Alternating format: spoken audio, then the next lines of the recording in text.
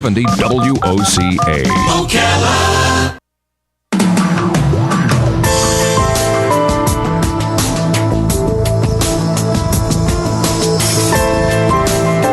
All right, just about 10 minutes before 10 o'clock right now, 10 before 10.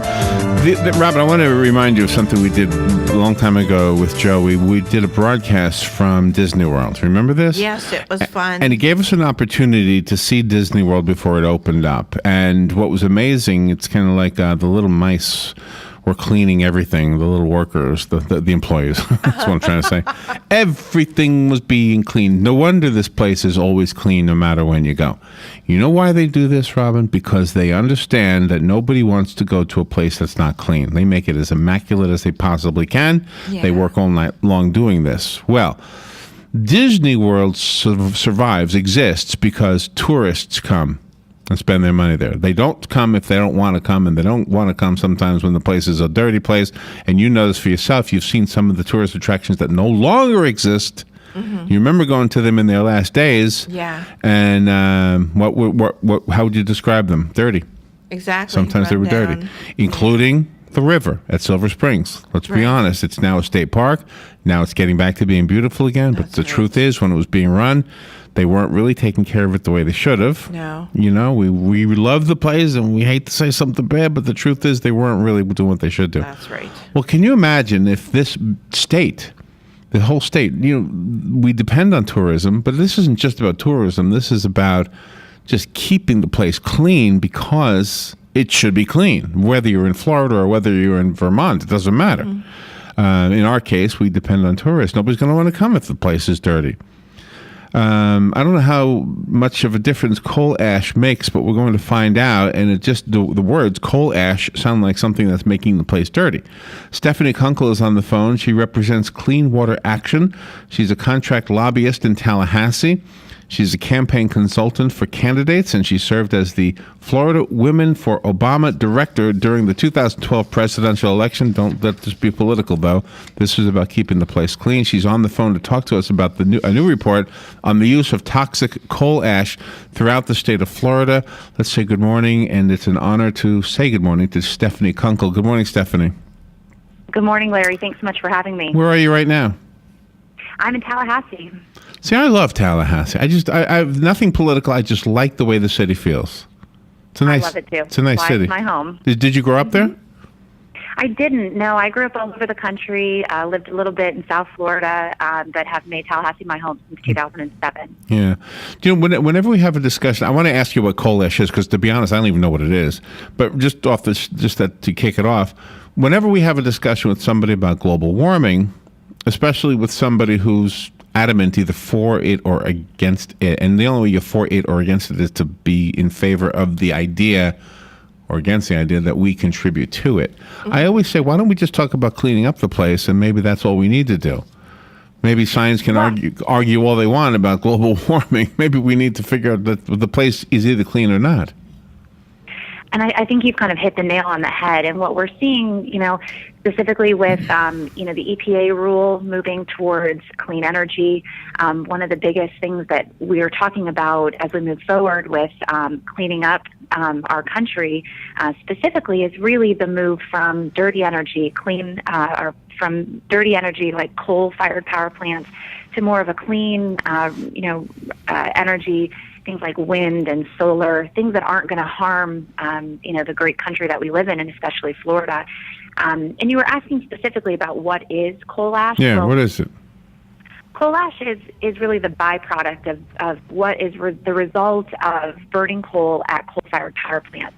Well, that's what I thought it was just by the words. Yeah. So absolutely. So typically, what is done? What throughout history? What has been done? This is the unusable stuff. That's correct. It's the waste that's generated from burning coal to produce energy. And this is just really high toxic levels of chemicals in it. Things that, such as arsenic, lead, mercury, and a whole host of other bad things that we certainly don't want to put into our lungs or our water. So you can argue that we know a lot more now about what could be in in something like that than in the beginning when coal was first used. So we can easily forgive the people in the beginning. But what were they doing with coal ash in their very beginning? Well, most of the time that byproduct just sits in lined ponds. They're called ponds. They don't actually fill with water, but it sits around in these giant, places. Sometimes it's reused. A lot of times you'll see it in road products. There's things. Sometimes it's called encapsulated, which means it's surrounded by cement or a product that's not going to allow it to be released into the water or the ground. And then sometimes it's used unencapsulated, and that's where you run into problems of potential contamination of our water and our land and the air.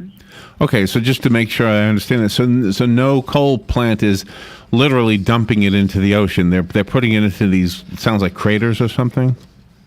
Correct. But what we've seen is, so for example, I'm sure your listeners probably remember what happened in North Carolina earlier this year when there were 39,000 tons of coal ash and 35 million gallons of contaminated water that were dumped into the Dan River when a pipe broke.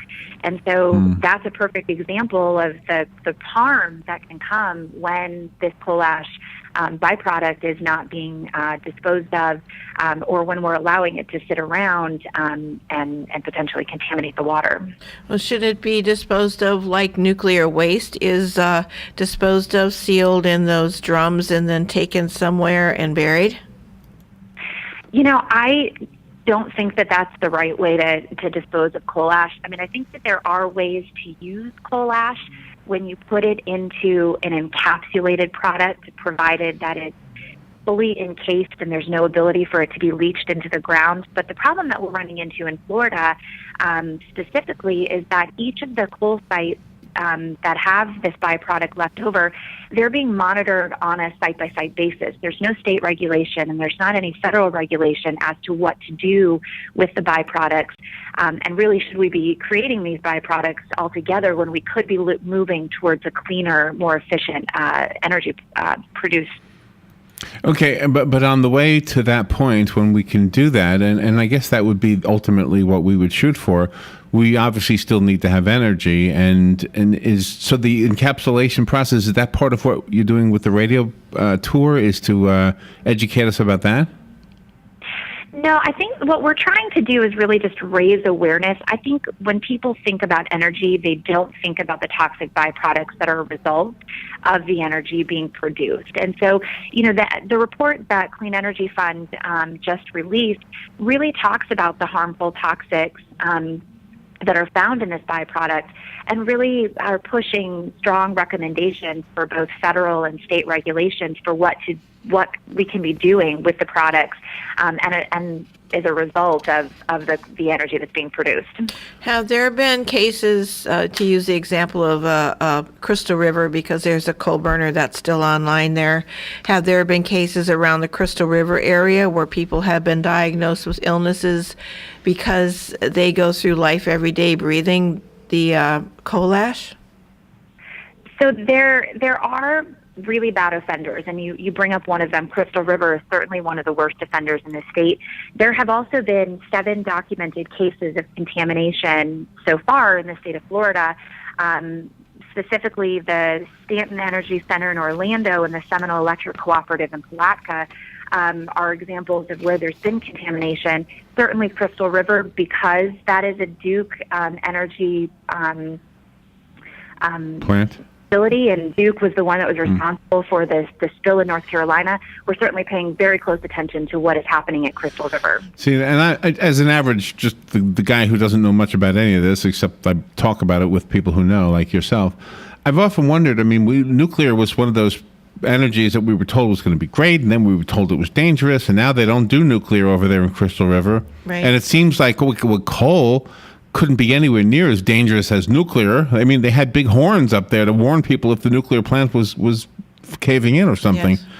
Mm-hmm. So, but there's still a danger. I'm guessing it's just not as dangerous. It is certainly something we are all interested in, and the more we pay attention to these things, the better off we become. So we need, before we run out of time, we've only got a minute left, Stephanie, do you have a website we can go to?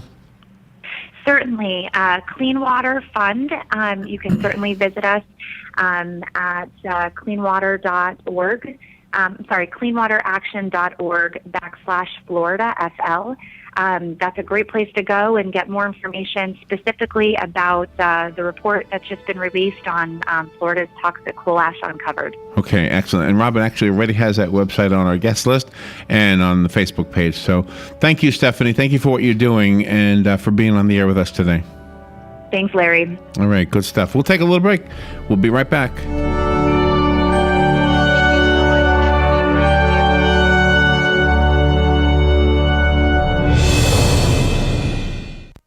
Broadcasting from the Paddock Mall Studios, this is WOCA, Ocala, Gainesville, The Villages, 1370 AM, 96.3 FM, The Source.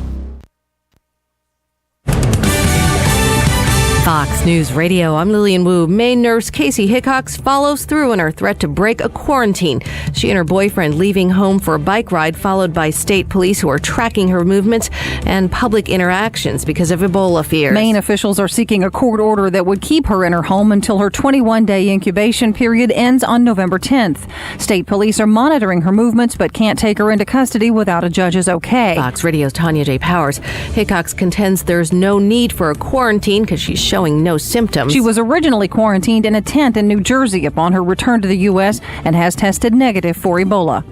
And our economy grew at a 3.5% rate in the third quarter. As for the jobs picture, 287,000 claims versus the estimates of 283,000. These are the fewest claims that we've seen in 14 years. Fox Business Network's Nicole Petalides, Fox News. We report, you decide.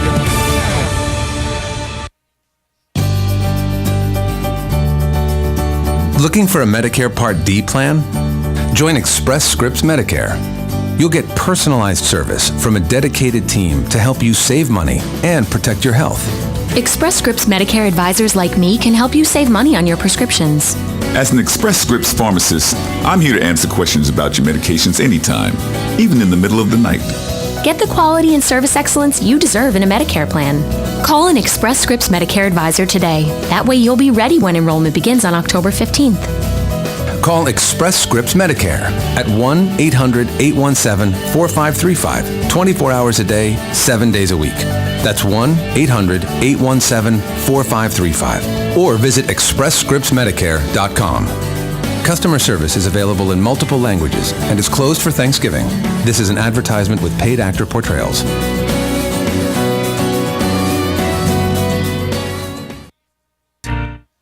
Today in Florida Ag News, I'm a Southeast AgNet. Ag Secretary Tom Vilsack announced a new partnership this week between USDA's Natural Resources Conservation Service and the National Fish and Wildlife Foundation that will provide additional support for restoration of the Gulf of Mexico ecosystem in response to impacts that occurred as a result of the 2010 Deepwater Horizon explosion and oil spill. A partnership that will essentially see the USDA through NRCS contribute up to $20 million initially, to be matched by the Foundation's $20 million contribution. Those resources will allow the USDA to extend to producers who may not be able to fully benefit from the oil spill recovery monies to also engage in conservation, which we think is extremely important and necessary to preserve and protect and conserve the ecosystem in the Gulf. Natural Resources Conservation Service Chief Jason Weller says this effort will take place in the 5 Gulf Coast states of Alabama, Florida, Louisiana, Mississippi, and Texas. Looking at actual land ownership in the 5 Gulf states, if you look at who owns the land, 86% of the land in the Gulf region are owned by private landowners. Those are predominantly rural lands. Those are crop fields, pastures, and forests. And so it's the management of those lands, management of those forests, ultimately impact the quality of the water and the quantity of the water that flows to the Gulf that provides habitat for terrestrial species, but also fish species, and ultimately benefits the estuaries that the whole Gulf ecosystem depends upon. More information on these projects will be available through your local NRCS office. Ready to gear up and go? That's the sound of a Kubota M-Series tractor with emission-friendly Kubota diesel particulate filter technology to help keep things cleaner and more efficient while you work. Get comfortable in the available Grand Cab with more features than you ever thought you'd find in a mid-size tractor. Make it yours with low-rate long-term financing available now. Kubota M-Series tractors, built for the best things in life. Gear up and go at Kubota.com to find a dealer near you. Randall Wiseman, Southeast AgNet. Legally Yours, brought to you by Fuller & Fuller Attorneys at Law. On the air every Wednesday morning at 10:30 a.m. with John Fuller, a board-certified civil trial lawyer for over 25 years. John welcomes your questions, from business to complex family matters to legal disputes. So tune in every Wednesday morning at 10:30 a.m. for Legally Yours with John Fuller, right here on WOCA 1370 AM and 96.3 FM, The Source. I'm Major George Patterson from the Salvation Army. Please stop by our family store at 120 Northwest 10th Street in Ocala, where on Wednesday you have a 50% off clothing and bric-a-brac. On Friday, 25% off furniture and large appliances. And on Saturday, stop by to our yard sale from 8:45 to 11. Donations can be made by calling 352-732-4469 and we'll pick it up. Funds from the store go toward the services that we provide in Marion County. The weather is brought to you by myfwc.com. Safe boating is no accident. Some fog patches this morning, otherwise sunshine mixing with clouds today and warm. Watch out for a shower or thunderstorm this afternoon, the high 82 to 86. Tonight, partly to mostly cloudy with a shower or thunderstorm in the area. Lows will range from the upper 50s in the northwest part of the zone to 60.